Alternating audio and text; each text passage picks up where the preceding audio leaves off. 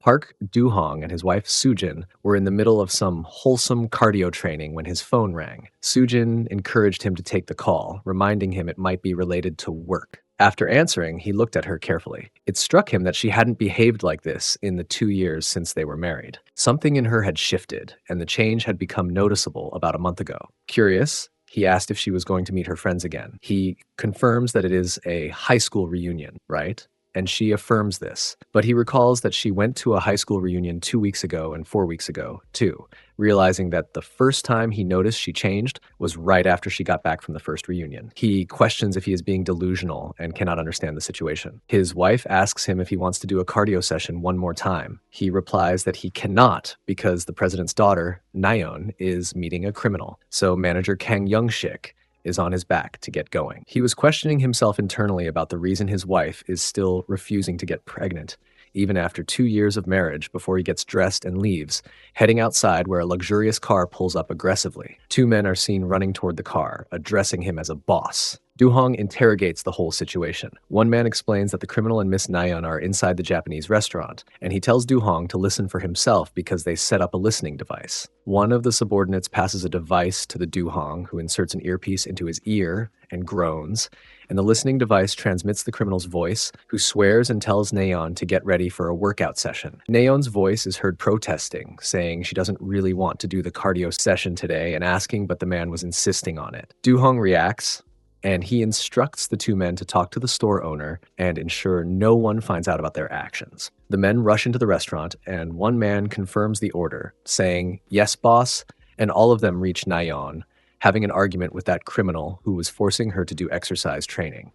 After her continuous resistance, the criminal raises his hand to strike Naon, who screams. Suddenly, the door bursts open, and the manager Park Duhong and his men enter, and Naon cries out to Oppa and tells Park Duhong that the criminal hit her. Park Duhong was thinking that she was calling him Oppa even though he is 17 years older, recalling how he had taken care of her since kindergarten, and the criminal then became enraged, asking if she was engaged in workout training with that old man, calling her dirty, causing Park Duhong to instantly clench his fist in rage. Duhong landed a devastating punch directly to the criminal's face, knocking him off his feet. After dealing with all those situations, Park Duhong is now driving away, thinking about manager Kang Young-shik, and wondering if he refused to pick up the call, stating he just does not like him. Suddenly, he sees a luxurious car and realizes it looks like the president's personal car. Park Duhong's eyes widen as he realizes the woman in the passenger seat is Sujin, his wife, and Sujin's car quickly drives away, causing Park Duhong to chase after it. His mind was racing with disbelief, unable to accept the recent scene. He follows the car to a massive, luxurious estate they call the Ipang Palace, a place where President Quac and his cronies host immoral parties, and he grips the steering wheel, realizing the place is notorious. He reflects that he knows this better than anyone else because he used to drive women to and from this very place, suddenly wondering if Kang Young-shik sent him on business trips whenever Sujin went to her reunions for this very reason, but he immediately pulls back, telling himself not to jump to conclusions. He continues to rationalize, stating that the president, who introduced him to his wife, would never keep his old secretary as a sparring training partner for his wife, as he steps out of his car and approaches the entrance. The scene inside shows a decadent party with wine and prescription pill bottles on a tray, as President Quac is now engaged in cardio training with a woman who is indeed Sujin. Sujin sees someone enter and cries out the president's name, making Quac look up in shock. But he quickly recovers and cheerfully greets Park Duhong, asking about his presence there. Park Duhong sees his wife, Sujin, with Quac and he asks Quac about the whole situation. Quac, holding Sujin's orbs,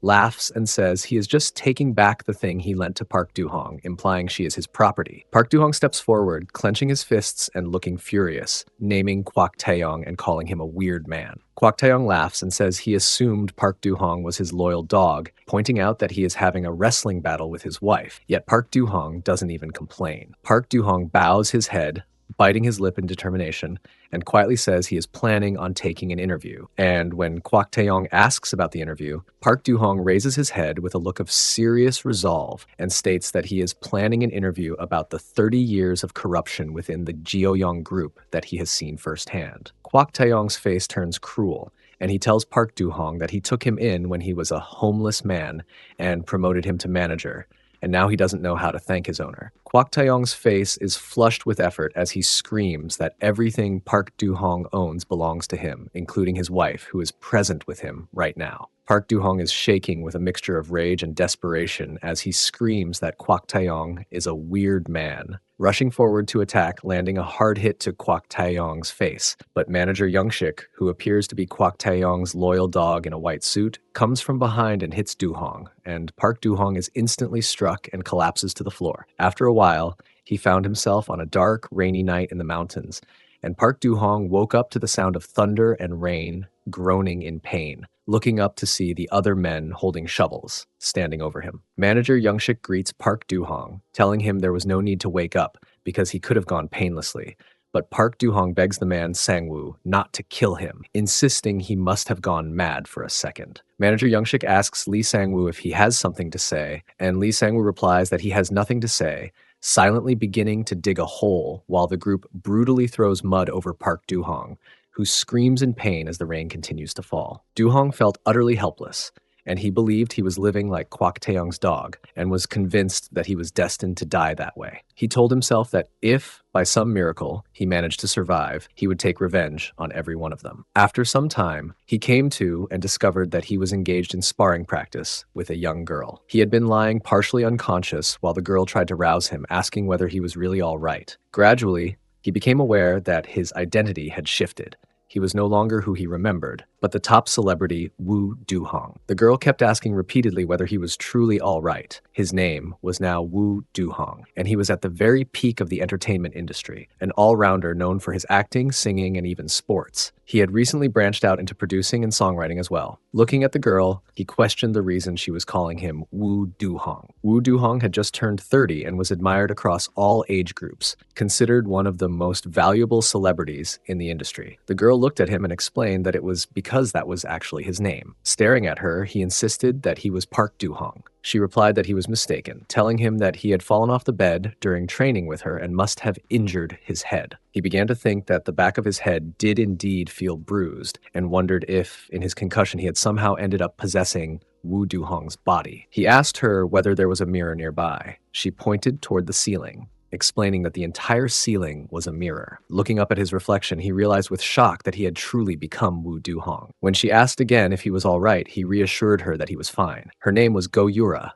a successful idol-turned-actress famed for her striking figure. She told him that if he was really okay, they needed to continue where they had left off. After a while, the two of them resumed their sparring partner training. As he moved, he thought to himself that God had given him a powerful body and a handsome face, only for him to die unfairly before. Later, Go Yura fell asleep on the spot. He tried to rouse her, telling her she could not sleep there and urging her to get up immediately. The next morning, the two of them got into a car wearing sunglasses and caps to hide their identities. She advised him to leave while it was still quiet outside. He asked her about his destination, but she said she could not understand his words and reminded him that he had told her his manager was waiting at the coffee shop. He got out of the car, replying an emphasis. All right, then laughed and told her he would see her next time. She answered that she would call him. Stepping out of the car, he thought to himself that he did not even know about the thing his manager looked like. Suddenly, someone came up from behind, grabbed his arm, and began pulling him, telling him to come along. Turning quickly, he accidentally brushed her domes and apologized. At that moment, he thought that those orbs looked strangely familiar. The man froze in surprise when he found himself facing a woman he didn't recognize. She told him to let go first, and he quickly apologized, stumbling over his words. She studied him with curiosity, then called him Dohong, questioning the reason he hadn't finished things with Yura, as she meant his noons had instructed. Confused, he wondered about this woman's identity. As far as he knew, Wu Duhong was an only child. The woman explained matter-of-factly that she was his cousin. Even so, she reminded him she was also his older sister figure and his manager, which meant he needed to listen to her. Processing this, he realized she was indeed claiming to be Duhong's cousin. She soon added that they had to leave for an event, a whole day, a variety show where idols competed in sports. As they walked and got into the car, he noticed she had the youthful look of a college student, though she was older. A car carried them away from the building, and inside, she asked if he was feeling okay. She remarked that he had been acting strangely. With some hesitation, he admitted he had lost his memories. She sighed, assuming he was joking, but he insisted.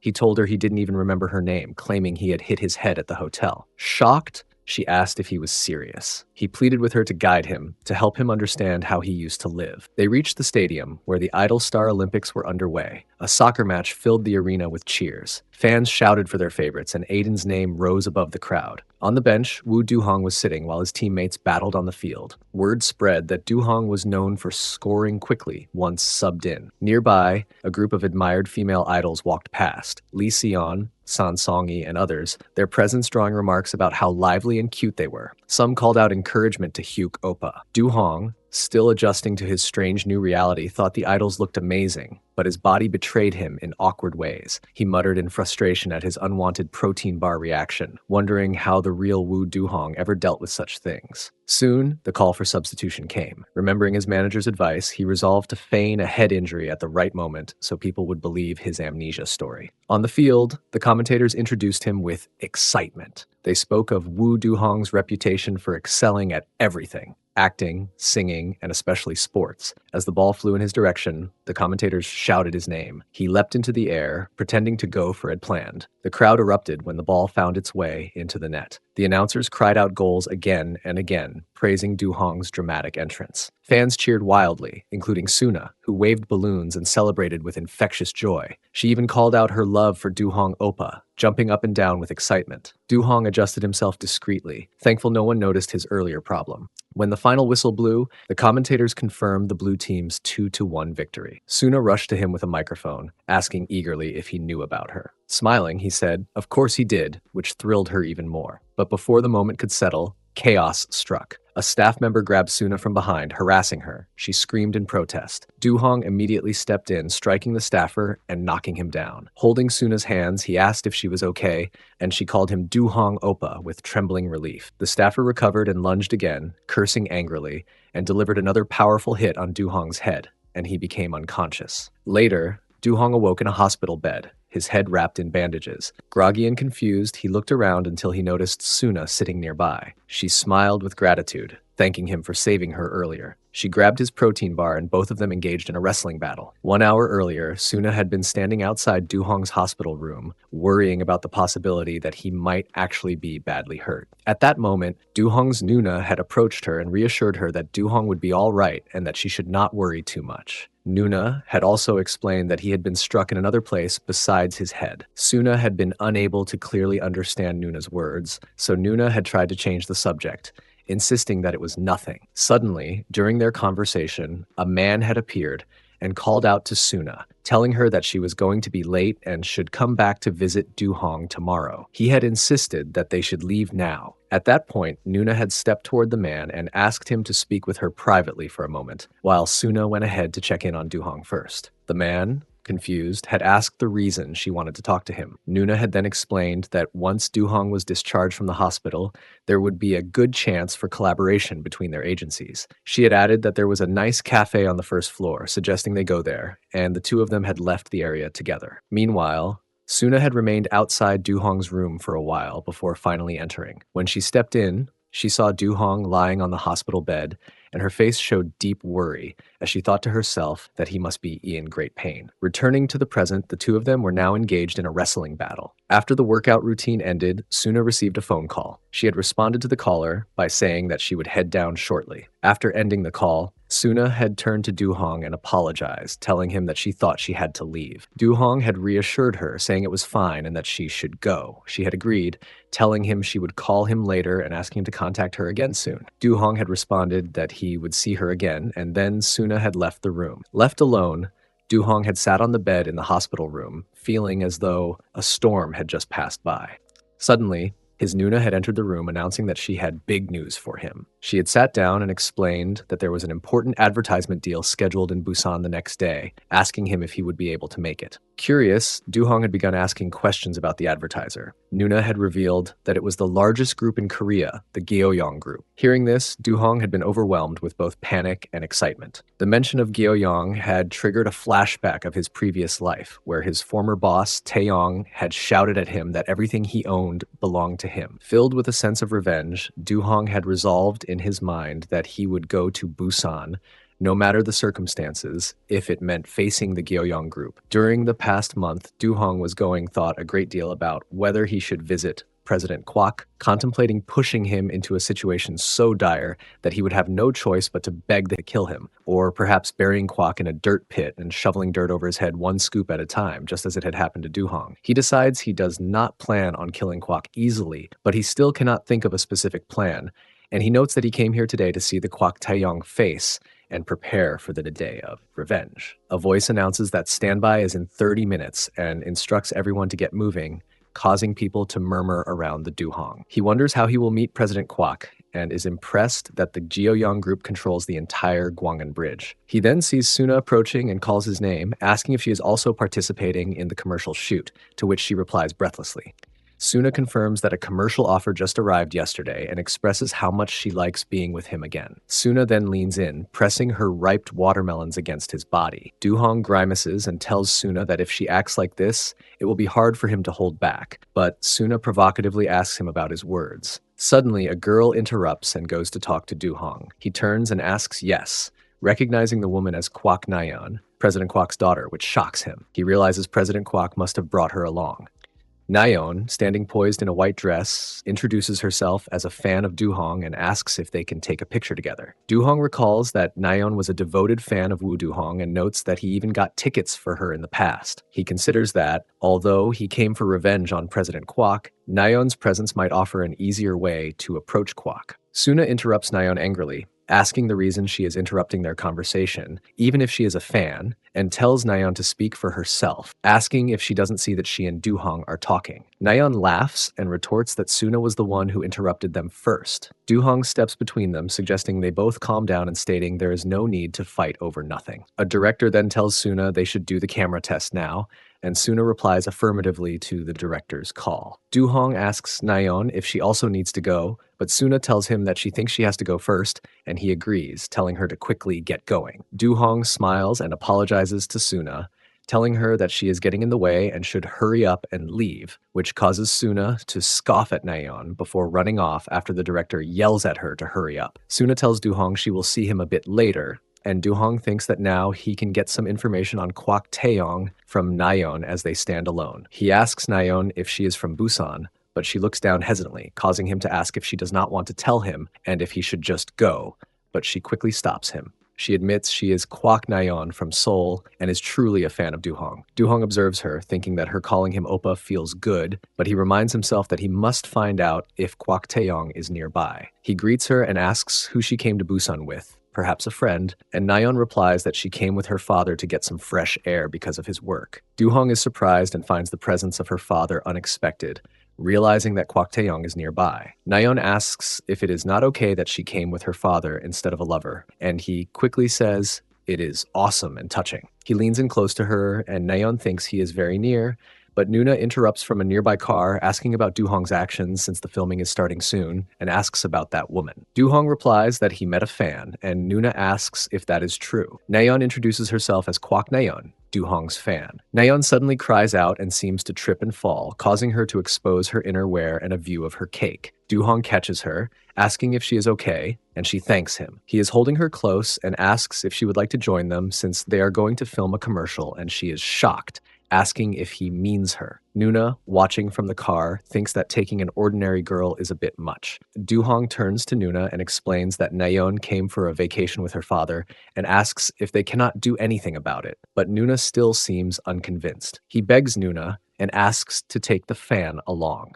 Nuna thinks that Duhong must have fallen for the girl and sighs, telling him she will meet the director first so he can show his fan around the van in the meantime. Nuna walks away, and Duhong wonders the reason for mentioning the director so suddenly. He was having a flashback and realizing that Suna is leaving them alone, and concludes that she must have no choice, because if a protein bar acts in this way, shooting would be impossible. Thinking that Nuna is truly the only one who understands him, he tells Naon to get in the van, and she thanks him, stepping up into the vehicle. He thinks that although he does not have feelings for Naon, He must use the daughter of his enemy. Inside the van, he thinks Naon is President Quac's daughter, but he can at least forgive her since she is not involved in his revenge. Naon thinks she is so nervous being in the car alone with Duhong. Duhong touches her head and thinks about how he used to hold her hand, tutor her, and watch her date when she became an adult. He thinks it might have been President Quac's orders that he watch her, and meeting her again brings back some memories, causing him to realize he is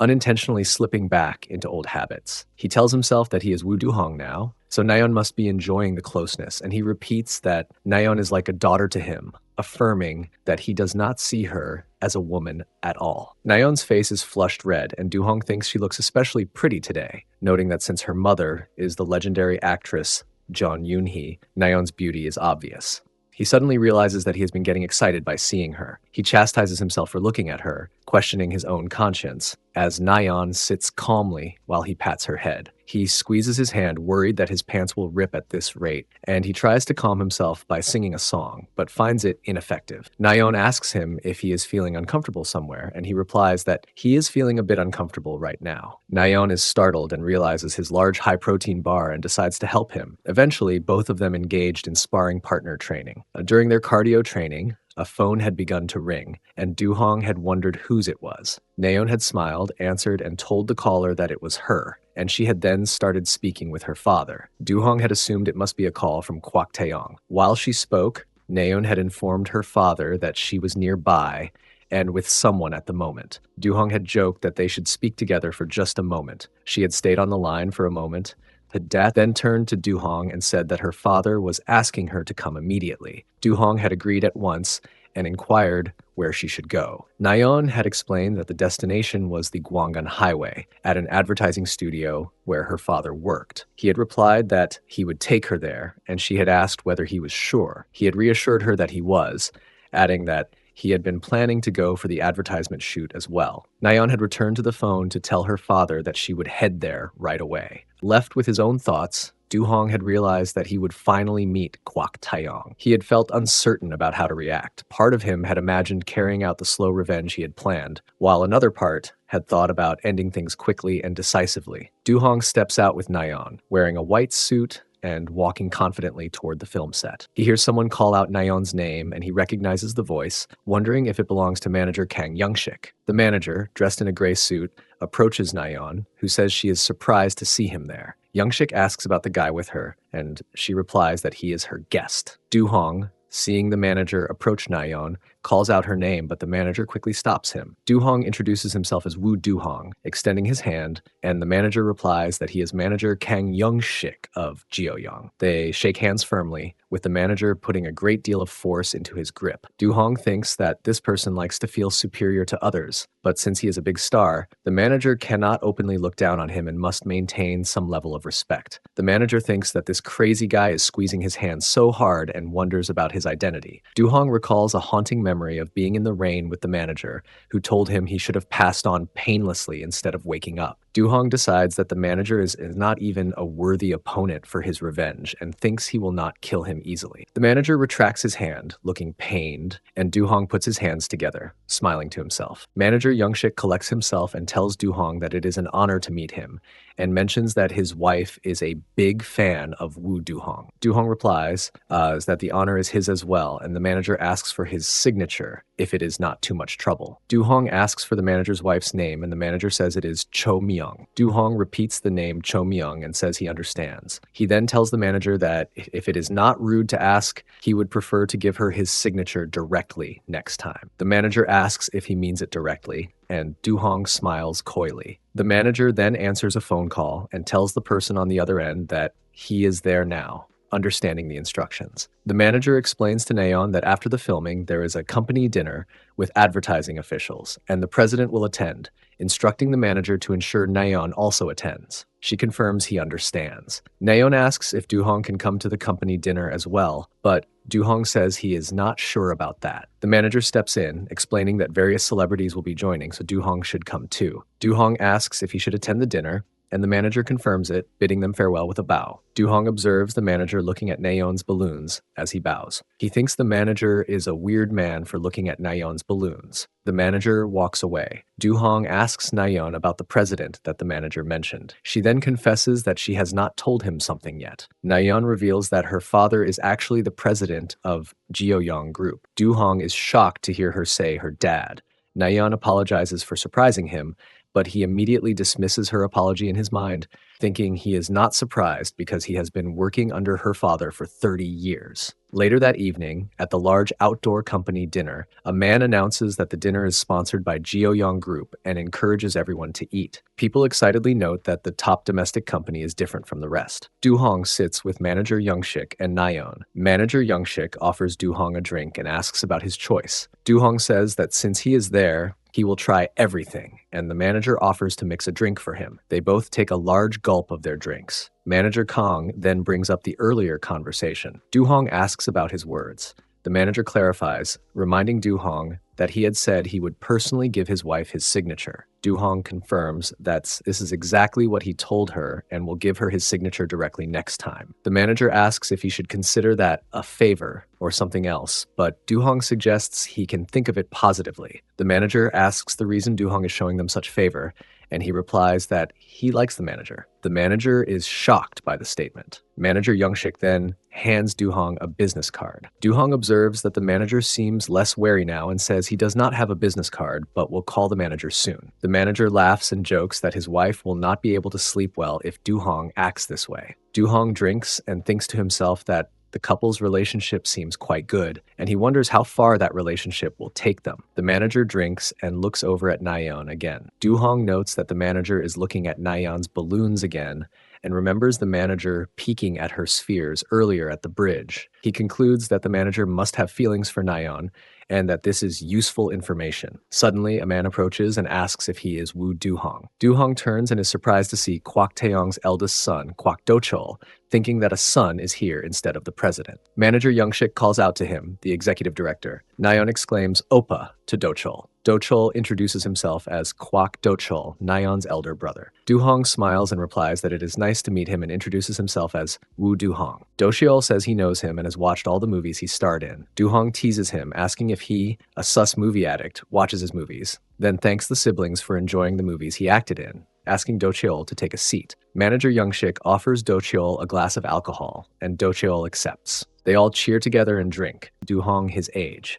Duhong replies that he is 30. Dochol exclaims that they are the same age and asks if they should be friends. Duhong thinks that Dochol is the type of person who acts first and is impulsive, which worries his father, President Quac. He notes that Dochol has excellent drive and is being trained early as a successor. Duhong accepts the friendship, agreeing to drop the honorifics. Dochol shakes his hand firmly and then asks if they should do a love shot to commemorate their new friendship. Duhong accepts, and they perform the love shot. Dochol then asks how Duhong got to know his little sister, mentioning that everyone in the family knows Naon likes him. Naon replies that they coincidentally met at Gwangan Bridge that day. Dochol is surprised, saying that Naon must not be dating after all, as he thought she was. Duhong thinks to himself that they are not dating, but they certainly did engage in a cardio session. Dochol was saying that they should move somewhere else. He would like to show his friends something fun. They reach a busy, neon-lit downtown street under a crescent moon at night. The group is now inside a private, luxurious room featuring grand couches, a disco light effect, and a large table laden with bottles of alcohol, ice, fruit, and snacks, causing Duhong to wonder aloud about the sheer size of the room. Duhong takes a slow sip of his drink and observes the surroundings, thinking that the venue, a popular red light district establishment in Busan, is indeed high quality. As he glances at the attendant girls present, Duhong instinctively tightens his grip on his pants as Dachol casually instructs Secretary Kim to join him, telling the others to sit with the boss, and Duhong internally scolds Dachol for using disrespectful language towards women who appear older than him before observing Dachol greeting the secretary with an overly familiar demeanor. A woman named Han Seong introduces herself as the director's secretary and states it is an honor to serve Duhong, then begins pouring a drink for Director Do Cheol. leaning forward and drawing attention to her balloons as she does so. Dochul suggests they immediately take a drink together, while Duhong is internally asking himself about the reason Sujin would be working as Quac Dochul's secretary now. He briefly wonders how his former wife has been doing since he left her, and Dochul interrupts his thoughts by enthusiastically encouraging everyone in the room to take a shot. Duhong agrees to the drink, stating they will take a shot even if it kills them, and everyone raises their glasses and drinks quickly. Then Dochul addresses Secretary Kim, asking if she knows Duhong, to which she says nothing. Dochul observes the secretary's demeanor and thinks to himself that she has been a longtime admirer of Wu Duhong, but is trying to control her emotions in the presence of her superior. Dochul then asks Duhong directly if Secretary Kim is his type, and Duhong forces a laugh, replying that he cannot deny she is beautiful, but she is not exactly his personal style. Duhong internally wonders if he stared too long, as Dochul follows up by asking the reason is looking at her so intently, and Duhong explains that she looks different from the other women, noting that typically fawns and praises her, but she is not behaving that way. Dochul says he understands Duhong's point of view and puts his arm around the secretary's shoulders, then leans in to whisper a secret, revealing that the secretary has personal problems because her husband has been missing for about a month.